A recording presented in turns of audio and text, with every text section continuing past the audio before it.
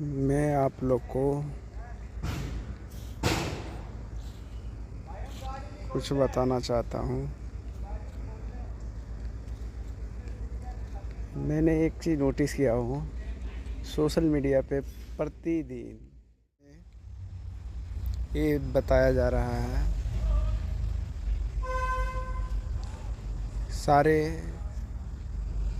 Party वाले लोग कुछ उसके विरोध में हैं तो कोई कुछ उसके विरोध में है, सभी एक दूसरे के विरोध में हैं। और हम पब्लिक लोग भी ये चीज़ नोटिस नहीं कर पा रहे हैं कि सरकार को हमने 5 साल दिए हैं जिस पद के लिए, कुछ कार्य करने के लिए, उस कार्य करने की बजाय कुछ ऐसे ऐसे फंडे ला देते हैं जिसमें पब्लिक लोग उसी में उलझे रह जाते हैं। फिर पता ही नहीं चलता है कि ये 5 साल कब निकल गए। बहुत सारे लोग सोच रहे हैं कि इस पार्टी को सपोर्ट कर रहा हूँ तो ये अच्छा होगा, वो अच्छा होगा, लेकिन सच माने तो कुछ ऐसा हुआ ही नहीं है। वो तो आप लोग को दिख ही रहा होगा,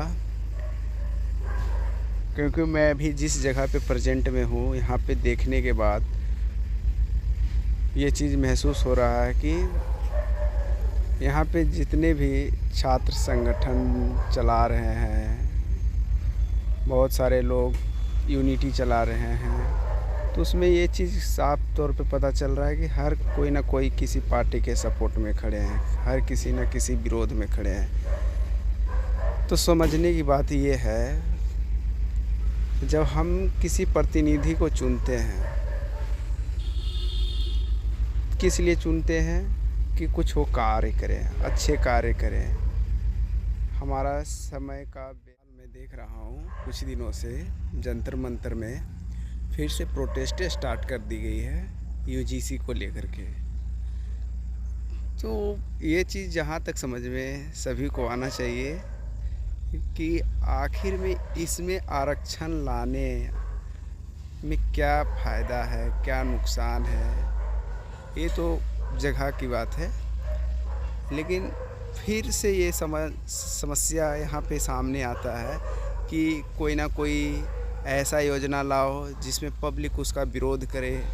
फिर उसी तरह से ये 5 साल की कार्यकाल जो है, दरअसल जैसे कि हो गया था किसान आंदोलन में, उनका भी 2 साल के लमसम टाइम चला गया।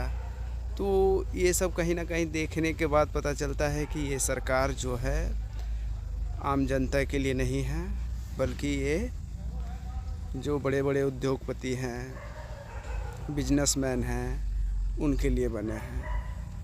और आप लोग को भी ये चीज़ सोचना चाहिए कि जो सरकार हमारे लिए कार्य करने के लिए अगर सोचते एक पल भी, तो उन्होंने ये चीज़ पहले सोचना चाहिए कि हम ये कानून ला रहे हैं, विरोध फिर से आएगा करने के लिए लोग, पब्लिक, तो हम ये कानून क्यों लाएं, क्या ज़रूरी है। ऐसे जनता क्या बेवकूफ़ है। बहुत सारे ऐसे कंट्री हैं जहाँ की जाति और धर्म को लेकर के इस मुद्दे का अवलोकन नहीं किया जाता है, लेकिन एक भारत ही एक ऐसा देश है जहाँ की हमेशा कोई ना कोई योजना लाया जाता है जिसके कारण पब्लिक विरोध करते हैं, फिर विरोध में समय जाता। मेरा यही आग्रह है भारत वासियों से कि ऐसा अब नहीं होना चाहिए। बहुत हम लोग को गुमराह किया गया है, कभी जाति धर्म पे, कभी हिंदू मुस्लिम पे, सारे कोई न कोई योजना ला करके फंसा के रखना, हमें ये चीज़ मंजूर नहीं है। जो भी कार्य करना है आप स्वेच्छापूर्वक कीजिए, लेकिन ऐसा कोई कार्य ना करें जिससे किसी भी व्यक्तिगत इंसान को नुकसान पहुँचे। आप कुछ ऐसा कार्य करें जिससे भारत विकसित हो, हमारे भारत के युवा कुछ प्रतिष्ठित कार्य करें। नरेंद्र मोदी जी से भी आग्रह करना चाहता हूँ कि आप हमारे देश के प्रधानमंत्री हैं। हम सभी ये चाहते हैं कि आप कोई भी कार्य करें निस्वार्थ भाव से करें। ऐसा ना हो किसी के स्वार्थ के लिए किसी का बलि चढ़ जाए। बस देख रहे हैं अभी जंतर मंतर में जिस तरह से यूजीसी को लेकर के सारे धरने पे बैठे हैं। अब आपने ये कहा है कि हम थोड़ा वक्त लेते हैं, टाइम लेते हैं, इसके बारे में फिर से निरीक्षण करते हैं। तो ये चीज़ आपको पहले सोचना चाहिए था कि क्या ये चीज़ सही है, इसके कारण से कितने के नुकसान होते हैं, ये सारे नुकसान कहाँ जाते हैं, इसका आर्थिक स्थिति हमारे भारत देश पे पड़ता है। आज एक दिन अगर कोई खड़ा रहता है, सिपाही रहता है, दरोगा रहता है, इंस्पेक्टर, सारे जितने भी सेना खड़ा रहते हैं, कोई और कार्य करने के बजाय इस प्रोटेस्ट को हैंडल करने में लगे रहते हैं।